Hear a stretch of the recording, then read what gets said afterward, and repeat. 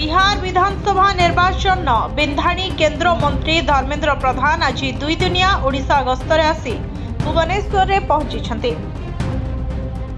बिहार रे एनडीए चमत्कार प्रदर्शन पर से ओडिशा आसुवा हेतु तांको भुवनेश्वर विमान बंदर रे भव्य स्वागत दिया जायछि। शह शह बीजेपी कर्मी और नेता तांको भव्य स्वागत करछन्ते। पारंपरिक नृत्य बादरे तांको स्वागत करा जायछि।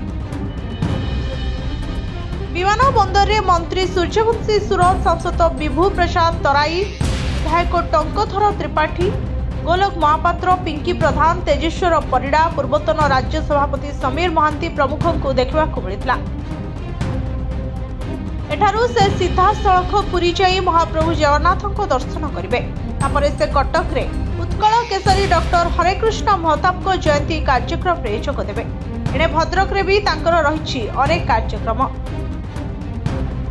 सूचना योग्य बिहार रे एनडीए को 202 आसन सह स्पष्ट एवं प्रबल बहुमत मिली।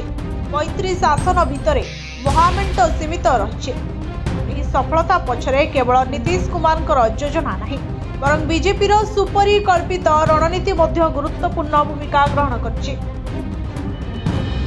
मोदी नीतीश जोड़ी एपरी परिवेश सृष्टि कला एनडीए पुराणा चमक फेरी आसला। तेबे एही धारा मध्यरे द्रुत गति रे उभा हेउथबा गोटिए नाम हेउछि धर्मेंद्र प्रधान। बीजेपीर एही प्रमुख निर्वाचन रणनीति तथा केंद्र मंत्री बिहार रे दल को नूतन शिखर को नैछन्ते। सेप्टेम्बर मासरे ताको बिहार दायित्व रे रखा जायतिला।